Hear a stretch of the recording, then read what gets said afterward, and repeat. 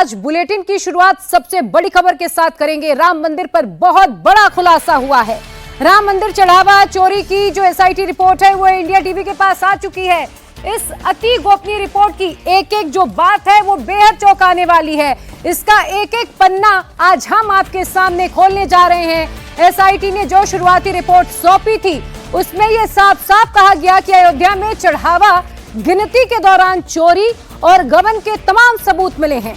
गिनती करने वालों से नोटों को छिपाने और चुराने के महज 1.5 महीने के भीतर ही 70 सबूत मिले हैं। सीसीटीवी में चोरी के 70 सबूत कैद हुए हैं। सीसीटीवी में अनुकल्प मिश्रा, अविनाश शुक्ला, लवकुश मिश्रा, मनीष यादव, करुणेश पांडे और रमाशंकर मिश्रा यानी कि टिन्नू यादव चोरी करते हुए नजर आए हैं। ये लोग चोरी करते रहे, नोटों के नोट उड़ाते गए। नजरें जैसे ही किसी की चुराते तुरंत जो नोट है कभी अपनी जेब में डालते, पॉकेट में डालते। डॉक्टर अनिल मिश्रा ने गिनती के दौरान एसओपी का पालन नहीं किया। एसआईटी की तरफ से ये तमाम बातें कही गई हैं। मैं आपको एक बार फिर से पढ़ के सुना देती हूँ एसआईटी की रिपोर्ट में क्या बताया गया है। एसआईटी ने कहा कि जांच में ये पाया गया कि इस प्रक्रिया के प्रारंभिक चरण में ही गंभीर कमियां विद्यमान थीं और जो हुंडीवार अभिलेखीकरण एवं हुंडीवार गणना की व्यवस्था निर्धारित की गई थी उसका पालन नहीं किया गया। नगदी परिवहन हेतु जो प्रयुक्त बक्सों का इस्तेमाल करना था कोई व्यवस्था ऐसी नहीं की गई थी जिससे यह सुनिश्चित किया जा सके कि किस दिन कौन सी हुंडी से कितने बक्से आए, कितनों की गणना हुई, कितने शेष रह गए। ये तमाम कमियां एसआईटी ने बताई हैं। शुरुआती तौर से ही किस तरीके से शुरुआती प्रक्रिया के प्रारंभिक चरण में ही ये तमाम जो गंभीर खामियां हैं वो एसआईटी ने अपनी रिपोर्ट में बताई है। एसआईटी के दौरान एसआईटी ने अपनी जांच में ये भी पाया है कि केवल नकदी गणना प्रक्रिया ही नहीं बल्कि तमाम जो बहुमूल्य वस्तुओं के प्रबंधन थे उनकी भी जो कमियां हैं वो यहां पर पाई गई हैं। इसके अलावा ये भी बताया गया है कि लगभग 70 बार एसआईटी को महज 1.5 महीने की फुटेज ही मिली है। जो उपलब्ध फुटेज है उनकी डेट भी मैं आपको बता देती हूं, 27/4/2026 यानी कि 27 अप्रैल 2026 से लेकर 5 जून 2026 तक की ही जो फुटेज है वो एसआईटी को यहां पर मिली है। और आप जरा खुद अंदाजा लगाइए कि महज 1.5 महीने में ही 70 बार जो चोरी की घटना है वो कैद हुई है। न्यूज रूम से हमारे साथ मैनेजिंग एडिटर पीयूष पद्माकर जुड़ चुके हैं, सीधा उनका रुख करते हैं। पीयूष जी बताइए। प्रिया देखो, इस एसआईटी रिपोर्ट की सबसे खास बात है पहली बार अनिल मिश्रा जो कि कुछ घंटे पहले तक इस ट्रस्ट में ट्रस्टी थे, पहली बार अनिल मिश्रा के बारे में बहुत खास बातें लिखी गई है। अनिल मिश्रा के बारे में कहा गया है कि अनिल मिश्रा को बहुत सारी बातों की जानकारी होनी चाहिए थी। अनिल मिश्रा ने सबसे पहले तो एसओपी की एक तरह से दस्तखत करके बैंक के साथ सेटिंग कर ली। बैंक के बाद उन्होंने अपने लोगों को हायर किया जिसमें उन्होंने सुभाष श्रीवास्तव का जिक्र किया और कहा कि इसको गणना का इंचार्ज बना दिया जो अनिल मिश्रा का आदमी था। और फिर सुभाष श्रीवास्तव ने आंखें मूंद ली और फिर टिन्नू यादव के हाथ में चाबी थमा दी गई, यानी हुंडियों की चाबी टिन्नू यादव के हाथ में दे दी गई। टिन्नू यादव ये समझिए कि चाबी लेकर जेब में घूमता था। टिन्नू यादव तय करता था कौन आदमी अंदर जाएगा, कौन आदमी बाहर जाएगा। टिन्नू यादव तय करता था किसकी एंट्री होगी, किसकी एग्जिट होगी। टिन्नू के हाथ में सारी हुंडियों की चाबी रहती थी। और इतना ही नहीं, फिर टिन्नू यादव ने बैंक के लोगों से सेटिंग कर ली और बैंक से सेटिंग करके उसने नौकरी दिलवाना शुरू किया। इसी सिलसिले में उसने अपने भतीजे मनीष यादव को नौकरी दिला दी। आप समझिए, मनीष यादव ने अप्रैल के महीने में नौकरी ली और मई के महीने से वो चोरी करने लगा। अब चोरी भी कैसे होती थी आप सोचेंगे। सबसे पहले चोरियों में पहले तय था 3 तरह से लोग चढ़ावे जमा करते थे। पहला चढ़ावा आपने हुंडी में डाल दिया, दूसरा चढ़ावा आपने काउंटर में दे दिया, तीसरा चढ़ावा आपने गर्भगृह में भाव विभोर होकर के भगवान के सामने अपने गहने पैसे जेब से जो निकला वो निकाल कर डाल दिया। अब खेल क्या होता था वो समझ में आया। खेल दरअसल होता कुछ ऐसा था कि अगर आपको ज्यादा चढ़ावा देना है, अगर आपको गहने दान करने हैं तो आपकी एंट्री अलग तरीके से कराई जाती थी। आपके सामने एक अलग तरीके की रसीद दी जाती थी, आपके सामने एक अलग तरीके का बक्सा रख दिया जाता था। इस एसआईटी रिपोर्ट में ये बातें लिखी हैं किस तरह से चढ़ावे की चोरी हुई। सिर्फ ऐसा नहीं हुआ कि दान पात्र से पैसा निकाल दिया गया और जेब और जुराब में भर के ले गए, ये तो पहली चीज थी जो सबके सामने दुनिया में है। दूसरी जो बात थी कि अगर किसी को चढ़ावा मोटा देना है तो उसकी एंट्री अलग तरीके से करा लो, उसके सामने दान पात्र ही अलग रखो, फिर वो चढ़ावे में जो सामान दे उसको ले जाओ।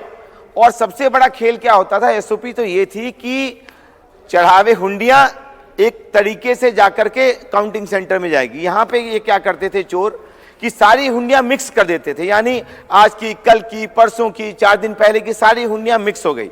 हुंडियां मिक्स करने के बाद अब किसी को ये पता ही नहीं चल रहा कि ये पैसा आया कहां से, जा कहां रहा है। तो आप समझिए कि एक साथ, ऐसा समझिए कि एक साथ इतना सारा पैसा आया है, इतना सारा पैसा आपने एक जगह यूं फैला दिया, और पैसा फैलाने के बाद अब आप उसमें से पैसा उठा करके भर के चल दिए। जब आप बाहर निकल रहे हो तो टिन्नू यादव, सुभाष श्रीवास्तव की सेटिंग यहां तक थी, और ऊपर यानी कि इस रिपोर्ट में अनिल मिश्रा का बार बार नाम है पेज नंबर 6 में, कि इनको संभालना था, इनको हुंडियों की जिम्मेदारी देनी थी, इन्होंने लापरवाही बरती।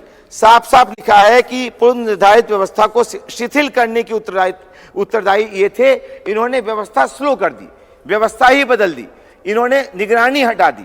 तो जो लोग पैसा निकाल कर जा रहे थे उनको ये पता था कि सामने कोई पूछने वाला नहीं है, कोई रोकने वाला नहीं है, चाबी टिन्नू यादव के हाथ में, कैमरे ऊपर से मेंटेन हो रहे हैं, और जो इंचार्ज सुभाष श्रीवास्तव है वो भी अपने आदमी है।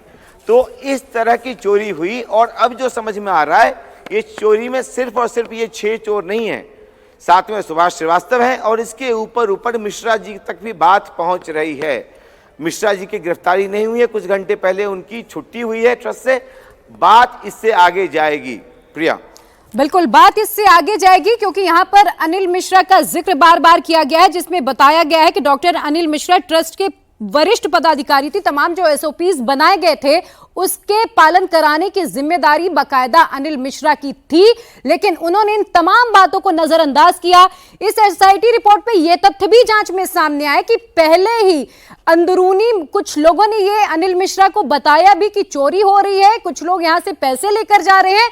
बावजूद इसके ढील बरती गई नियमों में, बावजूद इसके जो तलाशी है वो नहीं ली जाती थी, चाहे वो ड्रेस कोड को लेकर लापरवाही हो, चाहे वो सीसीटीवी फुटेज को लेकर लापरवाही हो, तो हर एक स्तर पर कुल मिलाकर यहां लापरवाही हुई है। यानी कि ये कोई नया मामला नहीं है, आप इसको ऐसे समझिए कि लंबे समय से चोरी चल रही है। एसआईटी टीम को महज 1.5 महीने की फुटेज ही मिली है, जिसमें 70 बार चोरी है। तो आप खुद अंदाजा लगाइए कि पहले कितनी चोरी होती रही होगी। एक बार फिर से न्यूज रूम का रुख करते जी पीयूष जी, बताइए और क्या क्या बातें इस एसआईटी रिपोर्ट में? 3 बातें एकदम खास है। इस एसआईटी रिपोर्ट में कहा गया कि ऐसा नहीं है कि सिर्फ अप्रैल और मई महीने में चोरी हुई। अभी इनका दावा यह है कि 45 दिन की फुटेज इनके पास मिली है, लेकिन एसआईटी रिपोर्ट में इस बात का शक साफ साफ जताया गया है कि चोरी लंबे समय से हुई। चोरी सिर्फ 80 लाख रुपए की नहीं हुई जो बरामदगी हुई है, चोरी करोड़ों में हुई है। और तीसरी बात यह है कि चोरों ने मिलकर यह काम किया। साफ साफ लिखा गया है कि धीरे धीरे करके सारी एसओपी बदल दी गई। पहले एसओपी को बदला इस तरह से गया कि आपके पैंट शर्ट में जेब नहीं होगी, फिर यह तय किया गया कि चलिए आपकी फ्रिस्किंग की जाएगी, यानी आप पैंट शर्ट पहन के भी चले जाएं, तब भी कम से कम बाहर जांच करने वाला आपको ये बताएगा कि नोट लेकर जा रहे हो या नहीं जा रहे हो। बाद में यह हुआ कि फ्रिस्किंग भी रैंडम कर दी गई, यानी मिस्टर ए की फ्रिस्किंग होगी, मिस्टर सी की नहीं होगी, मिस्टर डी की होगी, मिस्टर ई की नहीं होगी। वो तय कौन करेगा? टिन्नू यादव और सुभाष श्रीवास्तव, जो पहले से ही चोरों से मिले हुए हैं। बाद में सुभाष श्रीवास्तव जी को यह भी पसंद नहीं आया, जो अनिल मिश्रा के आदमी थे। अनिल मिश्रा के आदमी सुभाष श्रीवास्तव जी एक दिन बिफर पड़े, तो उन्होंने कहा नहीं फ्रिस्किंग ही क्यों होगी, जांच ही हटा दो, यानी चोर पैसा भर करके जेब में आसानी से निकल जाए। सुभाष श्रीवास्तव जी, टिन्नू यादव जी देखते रहो, अपने घर जाए, घर में जाकर के बैंक में जमा कर दे, अपने बीबी के अकाउंट में 2 लाख रुपए जमा कर दे। इस तरह की छूट वहां पर मिली थी। और ये एसआईटी रिपोर्ट कहती है ये काम कोई 45 दिन का नहीं है, ये काम कोई कम से कम 1-1.5-2 साल चला है। ये इसका प्रयास इस तरह से दिखता है कि जब भर्ती टिन्नू यादव ने अपने भतीजे की कराई है, तो वो जब उसकी भर्ती हुई उसी के अगले महीने से उसने चोरी शुरू कर दी। तो आप देखेंगे 1 साल तो टिन्नू यादव के भतीजे ने ही चोरी की है, जिसका, और इनके अकाउंट में अचानक आप देखेंगे इनकी सैलरी थी 20,000 रुपए। यहां पे लिखा है टैक्स काट करके एक चोर को 15,000 रुपए मिलते थे। 15,000 पाने वाला चोर 1 साल में कितना कमा लेगा? 3 लाख रुपए से भी कम कमाएगा, लेकिन उसके अकाउंट में 30 लाख, 40 लाख, 50 लाख रुपए कहां से आए? यानी ये पर महीने कम से कम एक चोर 2 से 3 लाख रुपए चोरी कर रहे थे। और सिर्फ चोरी नहीं कर रहे थे, ये चढ़ावे के कुछ गहने भी उतार करके ले जा रहे थे। ये चढ़ावे से मिली हुई छोटी छोटी चीजें भी उतार जाते थे। इनको अगर पता चल जाए कि ये सोने के हार आ रहे हैं, इनको चढ़ावे में दिया गया है, काउंटर पे नहीं, जिनकी पहले से राइटिंग में अभिलेख कर दिया गया, जो आज उन्होंने 2800 वस्तुएं दिखाई। ये मंदिर खुलने के बाद, यानी कि महाकुंभ के बाद और अभी 5 जून तक, 5 जून 2026 तक ये चोरी हुई है, यानी करीब 15 महीने ये चोरी हुई है। ठीक से 15 महीने की चोरी में अगर कोई महिला अपने सोने के हार को उतार करके भगवान को अर्पित कर देती है, कोई अपने कान की बाली अर्पित कर देती है, कंगन अर्पित कर देती है, तो उनकी राइटिंग लिखी ही नहीं जाती थी।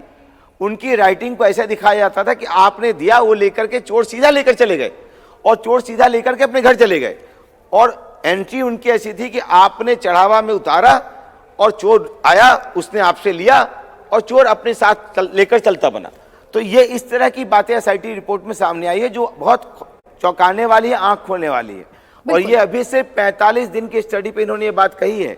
अभी तो कम से कम 15 महीने की स्टडी होनी है। 45 दिन की ही चोरी में 80 लाख रुपए अभी रिकवर हो चुके हैं और 80 लाख रुपए रिकवर हुए हैं, कैश, डॉलर, छोटे छोटे गहने। अगर 15 महीने की चोरी की पूरी रिकवरी होगी तो कम से कम 10-20 करोड़ में जाएगी, ऐसा लगता है। बिल्कुल। और इसके अलावा एक सबसे अहम बात पीयूष जी ये भी है कि आज शाम को जब प्रेस कॉन्फ्रेंस गोविंद देवगिरी की तरफ से की गई थी, उन्होंने कहा था कि सिर्फ कैश की चोरी हुई है, गहनों की चोरी नहीं हुई है। लेकिन जो एसआईटी रिपोर्ट आई है, एसआईटी ने अपनी रिपोर्ट में ये बताया कि गहनों की चोरी भी पहले हुई थी, जिसे बरामद कर लिया गया था। लेकिन सवाल ये उठता है कि जब चोरी पहले से चल रही थी, कुछ पैसे पहले वापस लिए गए थे, तो आखिर इन लोगों को इसके बावजूद काउंटिंग के काम में क्यों रखा गया? हर स्तर पर इतनी बड़ी लापरवाही क्यों की गई? आखिर किसका संरक्षण इन्हें इतना प्राप्त था कि इतनी लापरवाहियां सामने आती रही, चोरी की बातें सामने आती रही, बावजूद इसके इन्हें हटाया नहीं गया? सीधा रुख करते हैं रुचि जी का। रुचि जी, तमाम आज ये बड़ी बातें और अब एक के बाद एक परतें खुलनी शुरू हो गई हैं। चोरी बहुत बड़ी है, बातें अभी तक कुछ ही सामने आ पाई हैं, लेकिन एसआईटी रिपोर्ट ने सब कुछ परतें खोल कर रख दी हैं। बिल्कुल, देखिए पीयूष जी ने काफ़ी चीज़ें इस रिपोर्ट की बताई हैं। इसमें एक चीज़ ये भी कहा गया है कि जो बहुमूल्य वस्तुएं दी जाती हैं, मतलब सोना चांदी आपने गहना दिया या कॉइन दिया, उसको उसकी फोटोग्राफी होनी चाहिए थी और उसको बाकायदा रजिस्टर में मेंटेन किया जाना था। वहाँ क्या होता है कि राम मंदिर में जो श्रद्धालु जाते हैं तो बहुत सारे लोग अपनी अंगूठी और कड़ा ये सब तो दान पात्र में डाल देते हैं, लेकिन जो बड़े गहने होते हैं जैसे हार है या मोटे कड़े हैं, वो जाते हैं गर्भगृह में, वहाँ पर भगवान को चढ़ाते हैं। तो गर्भगृह में लॉकर है और उस लॉकर में इसको रखा जाना चाहिए। इसमें लिखा है कि रजिस्टर मेंटेन होना चाहिए था, लेकिन वो रजिस्टर मेंटेन नहीं किया गया। यानी जो गर्भगृह में सोने चांदी के जेवर चढ़ाए जा रहे थे, उसमें भी धांधली हुई है। इसमें लिखा है कि बहुत तरह की जांच उसकी भी चल रही है, क्योंकि जो रजिस्टर मेंटेन है उसमें कई तरह की गड़बड़ियाँ एसआईटी को मिली हैं कि वो सब सही नहीं था। बहुत तरह की चोरी गहनों की भी हो रही थी।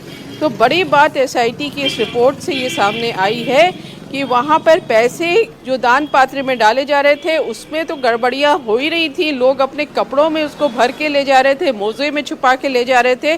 साथ में ये जो गहने हैं जिनके बिल्कुल ट्रांसपेरेंट सिस्टम होना चाहिए कि जो गहने चढ़ रहे हैं उसको वेट किया जाए, उसकी फोटोग्राफी हो, उसको लॉकर में रखा जाए, वो कई जगह इस रिपोर्ट में लिखा है कि ऐसा नहीं किया गया। तो समझा जा सकता है कि अभी कुछ दिन पहले तक जब सोने का दाम इतना ज़्यादा हो रहा था, तो अगर किसी ने 1 तोले की भी चेन चढ़ाई और वो 1 तोले की चेन गायब हो गई, वहाँ पे लॉकर में नहीं रखी गई, तो आप समझ सकती हैं कि कितना पैसा राम मंदिर में चढ़ावे का वहाँ से पार किया जा रहा था। जी बिल्कुल, किस तरीके से चढ़ावा पार कर दिया जाता था, जानबूझ के जो हुंडिया थी उन्हें मिश्रित कर दिया जाता था ताकि चोरी आसानी से की जा सके और उसे अपने जुराबों में भर के, जेबों में भर के, कपड़ों के भीतर छिपा कर लेकर जाया जाता था बाहर, क्योंकि किसी तरीके की चेकिंग नहीं होती थी। और आड़ किसका था? अनिल मिश्रा का, क्योंकि बताया जा रहा है कि अनिल मिश्रा ने हर स्तर पर तमाम जो एसओपीज थी उन्हें फॉलो तो नहीं ही कराया, बल्कि नियम ही बदल डाले। किनके लिए? चोरों के लिए। एक बार फिर से हम न्यूज रूम का रुख करते हैं। लगातार हमारे साथ हमारे मैनेजिंग एडिटर पीयूष पद्माकर जुड़े हुए हैं। पीयूष जी, यहाँ पर अनिल मिश्रा इस वक्त सबसे बड़े संदिग्ध के तौर पर, हालांकि शुरू से ही उन्हें देखा जा रहा था, लेकिन जो बातें एसआईटी ने कही है, अब ये तय है कि यहाँ बिना अनिल मिश्रा के संरक्षण के कुछ भी नहीं हो रहा था। बिल्कुल प्रिया, सबसे बड़ी बात है जब आप इस पेज के इस एसआईटी 9 पन्ने की एसआईटी रिपोर्ट है, इसके 7वें और 8वें पन्ने को जब आप पढ़ेंगे तो इसकी हेडिंग है प्रारंभिक जांच में प्रकाश में आए प्रमुख बिंदु, और इसमें चौथे नंबर पर बकायदा अनिल मिश्रा का नाम है, जो कुछ घंटे पहले तक इस ट्रस्ट में ट्रस्टी थे। उनके बारे में साफ साफ लिखा है कि भेंट चढ़ावा पात्र प्रबंधन के विषय में सहमति दिनांक 20/9/2024 को बन चुकी थी, यानी कि अनिल मिश्रा को 20/9/2024 से ही इस मंदिर में चढ़ावे को लेकर के फुल प्रूफ व्यवस्था करने का दायित्व दिया गया था।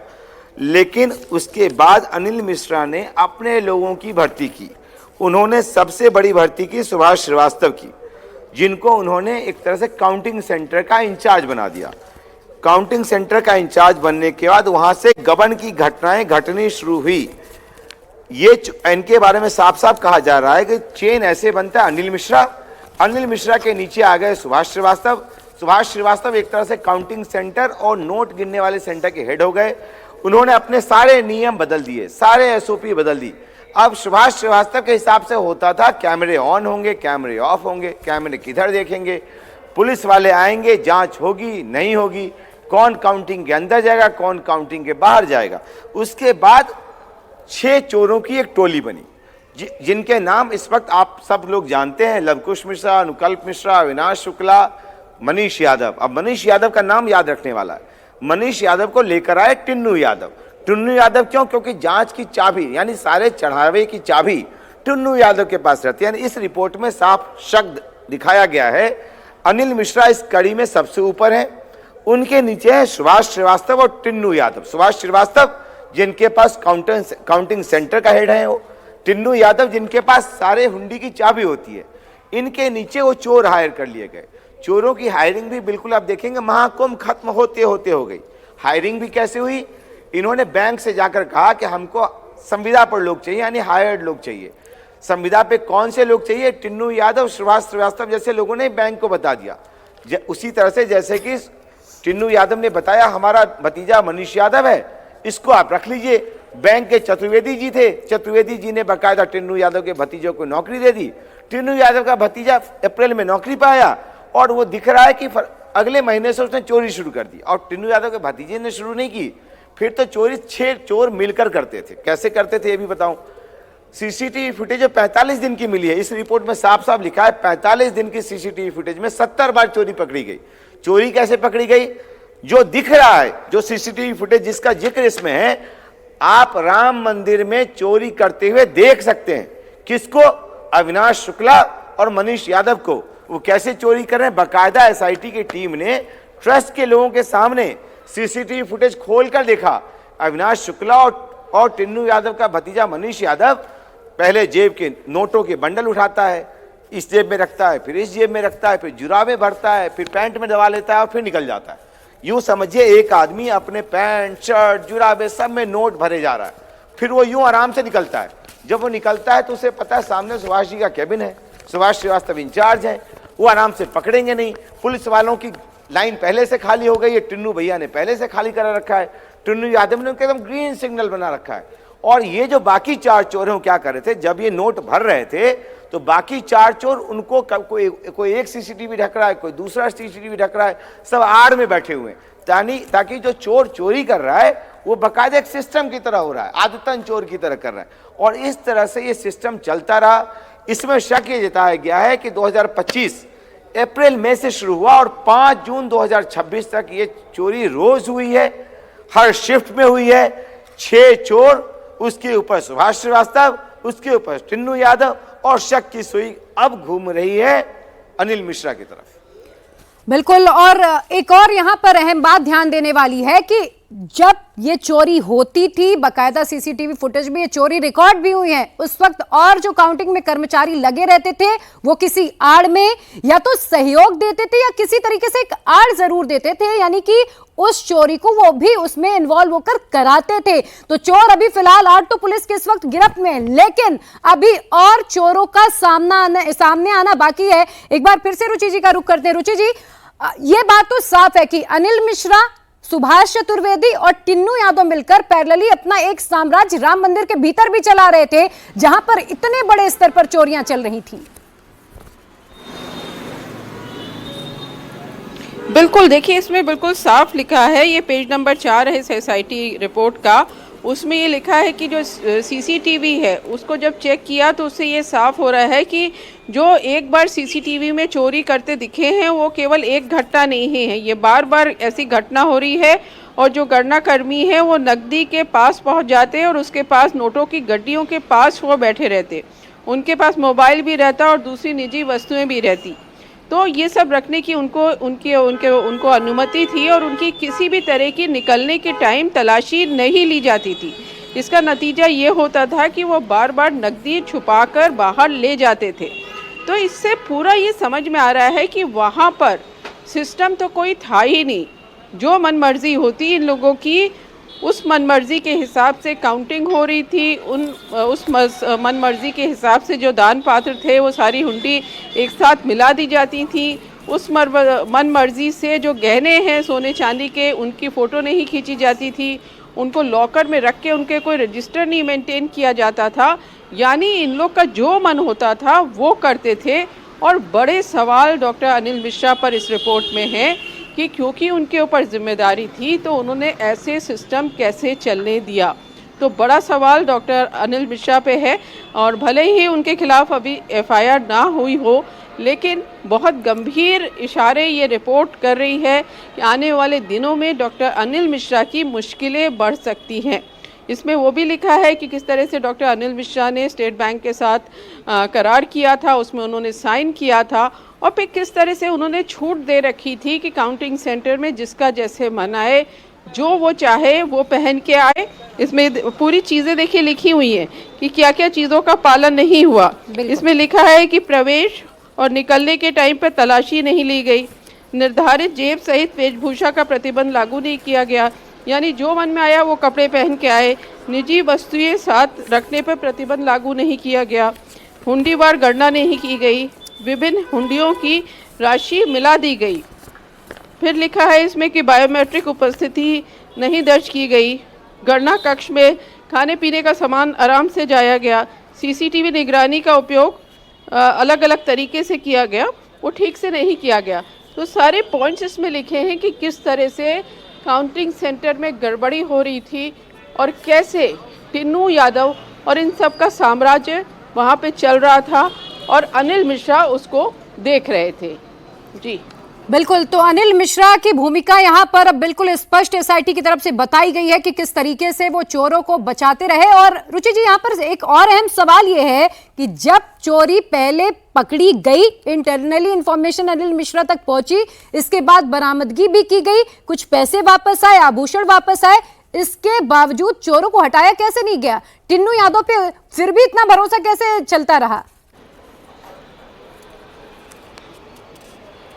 बिल्कुल, ये बड़ा सवाल है और ये बिल्कुल साफ बताता है कि टिन्नू यादव किसके इशारे पे वहाँ काम कर रहा था। जब एसआईटी की टीम आई थी यहाँ पर और उसके बाद जब एसआईटी की टीम वापस चली गई, जब एफआईआर हो गई, उसके बाद भी टिन्नू यादव सब चाबियाँ लेकर, लॉकर्स की चाबियाँ लेके, दान पात्रों की चाबियाँ लेके मंदिर परिसर में टहलता हुआ नजर आता था। अब जो ये 8 लोग गिरफ्तार हुए हैं उनमें से 7 तो वहीं पे मंदिर के एक कमरे में बंद कर दिए गए थे, लेकिन टिन्नू यादव रोज़ रात अपने घर चला जाता था और रोज़ सुबह फिर वापस आता था मंदिर में। तो इस तरह से पूरी तरह से मनमानी चल रही थी, पूरी तरह से लूट चल रही थी और आँखों के सामने ये लूट हो रही थी, चाहे रुपये की हो चाहे जेवर की हो, और बिल्कुल आंखें बंद थी और पूरी छूट थी लोगों को कि जितना लूट सको उतना लूटो। और काफ़ी ये तो इशारा कर रही है कि अभी तो ट्रस्ट ने केवल 80 लाख के आसपास बरामद कराया है इन 8 लोगों के पास से, लेकिन ये मामला सिर्फ 80 लाख का नहीं है, ये कहीं ज़्यादा है। क्योंकि आप अगर देखेंगी कि राम मंदिर में रोज़ाना जो 1 लाख करीब श्रद्धालु आ रहे हैं और वो जो चढ़ावा चढ़ा रहे हैं, और महाकुंभ के टाइम पे 45 दिन में 13 करोड़ श्रद्धालु आए, उन्होंने जो दान किया वो हिसाब मिलेगा नहीं आपको, जो ट्रस्ट जितना बता रहा है कि चढ़ावा आया है। तो गड़बड़ी तो बहुत ज़्यादा है इसमें। बिल्कुल, और कैलकुलेशन भी बिल्कुल सीधा है। अगर 45 दिन में 70 बार, तो आप सोचिए जरा, पिछले 2 सालों में ना जाने हजारों बार चोरी हुई होगी। और एसआईटी ने एक और बात स्पष्ट की है कि ये कोई 1-2 बार की घटना नहीं है, इस घटना की पुनरावृत्ति हुई है, बार बार चोरी हुई है। और अब आप खुद अंदाजा अपने विवेक से लगाइए कि ये चोरी कितने बड़े स्तर में कब से चल रही थी। बहुत शुक्रिया रुचि जी आपका तमाम जानकारी के लिए।